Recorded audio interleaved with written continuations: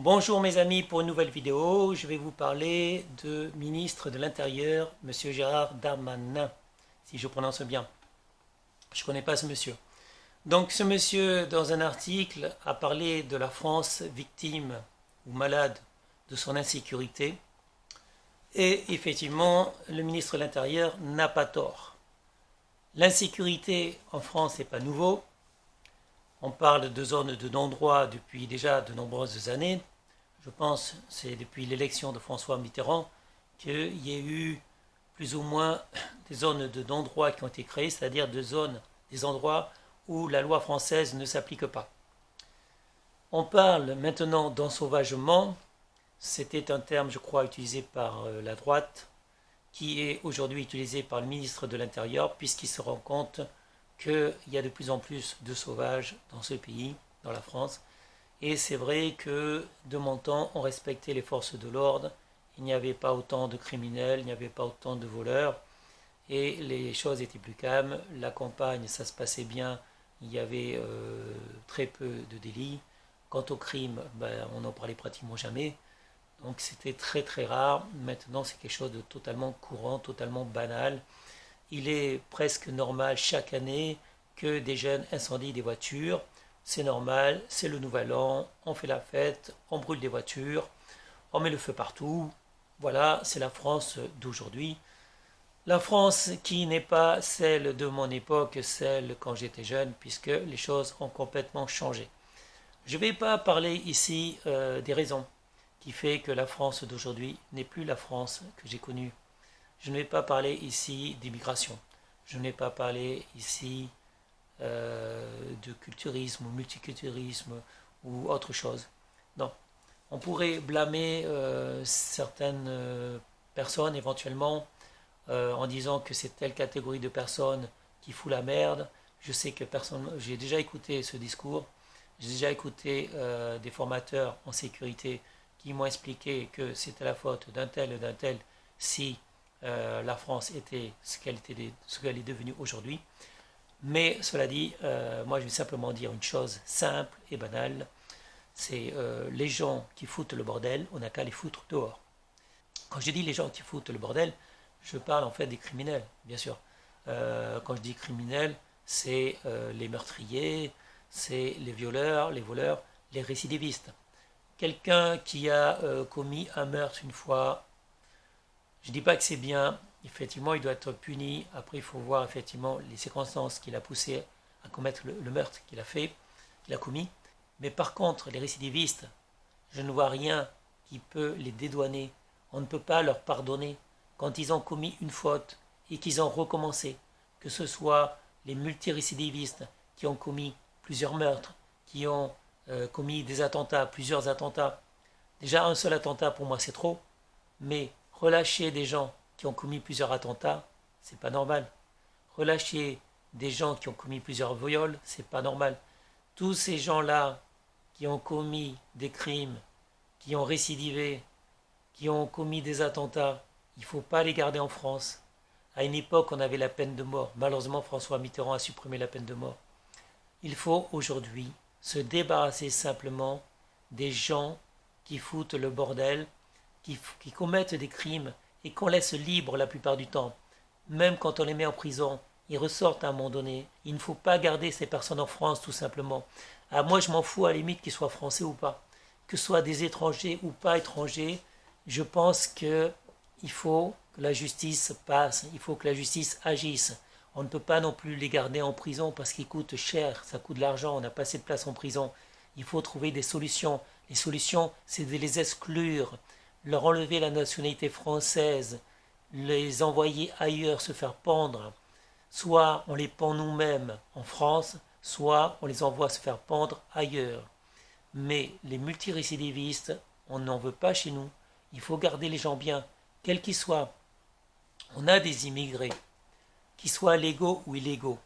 S'ils ne commettent aucun crime, si on n'entend pas parler d'eux, s'ils se conduisent bien, pourquoi on ne les garderait pas? Il y a des gens qui sont devenus français ou qui étaient français, qui commettent des crimes, qui commettent des vols, et qu'on ne peut pas punir, qu'on laisse vivre en France, qu'ils nous coûtent énormément d'argent, que ce soit parce qu'il faut les arrêter, que ce soit parce qu'il faut les emprisonner et qu'il faut les relâcher, qu'il faut leur donner des aides ensuite. Ces personnes-là n'ont rien à faire dans notre pays. Moi, je dis simplement, gardons les bons éléments, virons les mauvais éléments. Ce qui m'intéresse en fait, c'est pas les opinions, c'est pas quelqu'un qui a critiqué un tel ou un tel, ce n'est pas un délit, ou peut-être c'est un délit, mais en tout cas c'est pas un crime.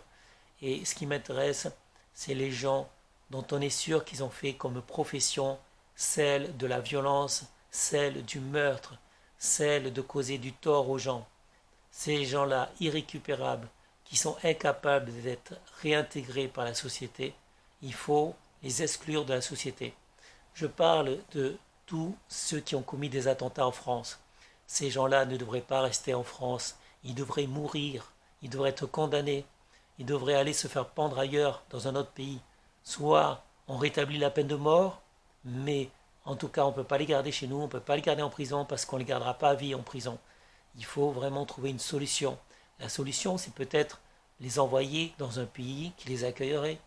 Et je sais que pour certains, il y a des pays qui les accueilleraient et qui ne reviennent surtout pas en France.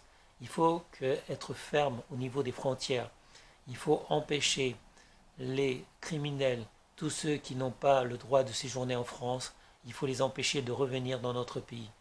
Si on veut mettre fin à la délinquance, si on veut mettre fin au crime, ce n'est pas en accusant une communauté ou une autre communauté.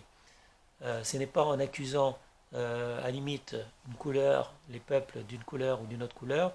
C'est en punissant de façon drastique, de façon irrémédiable, en punissant, en excluant les gens qui ne feront rien de bien en France. Ces gens-là n'ont aucune raison de rester chez nous dans notre pays. Si on continue comme ça, la France, elle finira mal. Elle finira mal et qu'est-ce qui va se passer? Qu'est-ce qui se passe déjà? C'est que les gens qui sont bien, ils vont quitter le pays. Les gens qui n'en peuvent plus, ils vont quitter le pays comme ils ont quitté actuellement certaines villes ou certains départements. Je pense au 93 actuellement. Le 93, mon département, c'est un département qui, malheureusement, a beaucoup de problèmes, puisqu'il y a une violence, une délinquance qui est très importante et qui me fait penser d'ailleurs à celle de Marseille ou même celle de Toulouse maintenant. C'est-à-dire que ces grandes villes ou les départements dans lequel je vis, c'est-à-dire le 93, a une criminalité qui est très forte. Et il n'y a pas de réponse de la part de la justice, il n'y a pas de réponse de la part du gouvernement. Ils ne savent pas quoi faire de ces gens-là. Les crimes, les délits, ça continue. Et ça va continuer. Et les gens qui sont bien, les gens qui sont honnêtes, qui ne peuvent plus supporter cette vie, ils vont fuir. Ils vont partir, et c'est ce qui se passe déjà. Vous ne pouvez pas rester avec de la racaille, vous ne pouvez pas rester avec des malfrats, ce n'est pas une vie, donc les gens s'en vont. Actuellement, il faudrait que ce ne soit pas les gens honnêtes, les gens bien qui partent, c'est aux gens qui ne sont pas honnêtes, les gens qui causent des tracas, les gens qui causent des incivilités, les gens qui causent des crimes, les gens qui causent des délits, c'est eux qu'il faut punir, c'est eux qu'il faut faire fuir. Il faut vraiment que le gouvernement change de comportement. Depuis l'élection de François Mitterrand, les gouvernements n'ont rien fait dans le bon sens. Ils ont victimisé les criminels, ils les ont fait passer pour des victimes et ils ont criminalisé les policiers. C'est pas en criminalisant les forces de l'ordre, la gendarmerie, la police, c'est pas en les criminalisant que les choses iront mieux.